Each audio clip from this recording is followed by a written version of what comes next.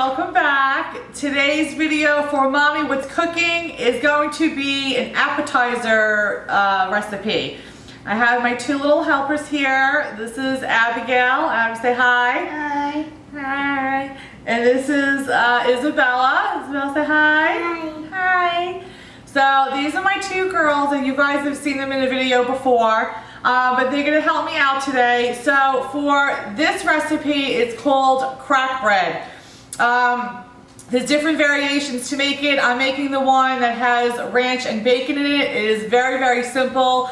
I found this recipe a few years ago and brought it to like a little mom's night out type of a gathering, and it was a big hit, and I absolutely loved it. Made it again for my family, and yeah, it's a definite request, especially around not 4th of July, like New Year's, Super Bowl and stuff like that. So we love this. It is crack bread because it is very addicting, as well as it has a lot of cracks in it. So what you will need for this are just literally a few items. Like I have, Abby, what's one of the items you need? Melted butter. Yes, you need a half a cup of melted butter. Hi Bella, what's something else you need? Crack bread. Hi, the bread, which is right here. So you have this round bread. This is probably the best bread. I mean, you can use obviously other bread with it, but the round like Italian or sourdough type bread is a good one to use. And then you need a packet of this dry ranch mix. And then what else do you need, Bella? Cheese. So you need cheese, so 8 to 12 ounces of shredded cheddar. I have a little mixture of mozzarella because I had a little bit left over I wanted to use up, and I just spilled some on the counter. Lovely. But you can also use sliced. If you get the brick and you want to slice the cheese, you can do it that way too. And then the last item is what? Bacon. Some little bacon bits. So obviously with every recipe, I'll leave all like the exact measurements that you need down below.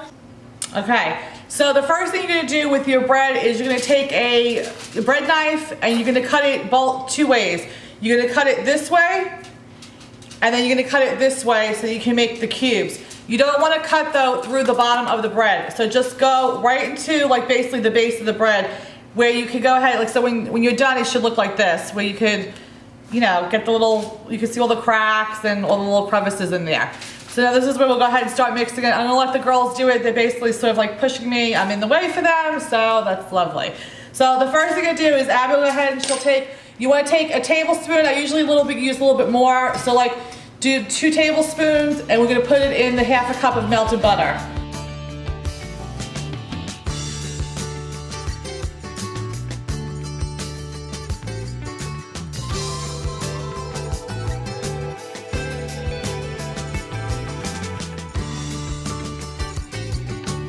Alright, so while Abby's going ahead and she's going to mix that, Isabella's going to start working on the cheese. So she's going to take the cheese and she's just basically going to fill in and sprinkle them all throughout these little pockets. So you got to, like, you know, move the bread around, but you want to get it in every single section of the bread. So have the two of you guys work on that.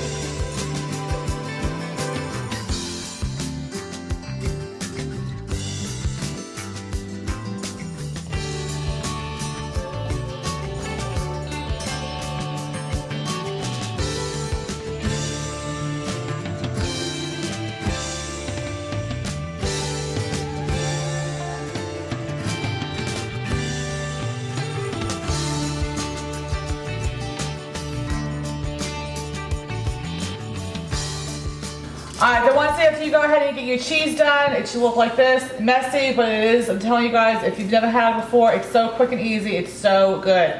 So you're going to take your bacon bits. I think you're only, half of this should be fine. This is like a big bottle, so half this bottle should be fine.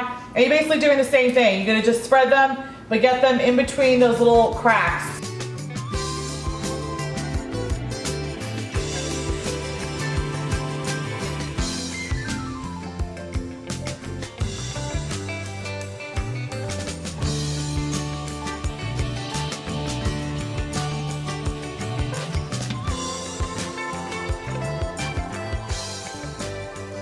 And then once you get all the bacon in there, you're gonna go ahead with your butter and ranch mixture and just drizzle it over the top. but try to get it like in between again. You want to do everything in those little cracks. So you gotta move the bread around a little bit, but you want to just get it on top of everything.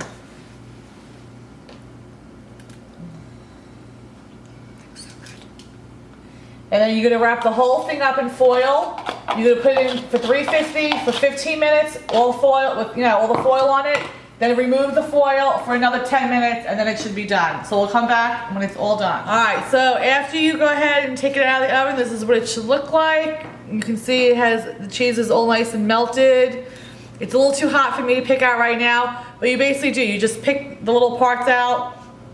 This is really good right out of the oven, or it's good hours later. I mean, so it's a very good like room temperature type of an appetizer to bring to somebody's house.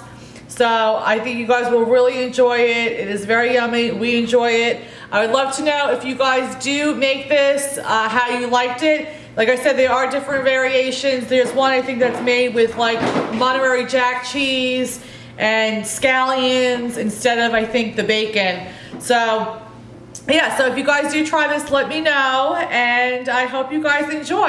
And I lost my little helpers. Where are my helpers? Helpers! Watch, the pan's really, really hot. So let's get down here and say goodbye. Bye.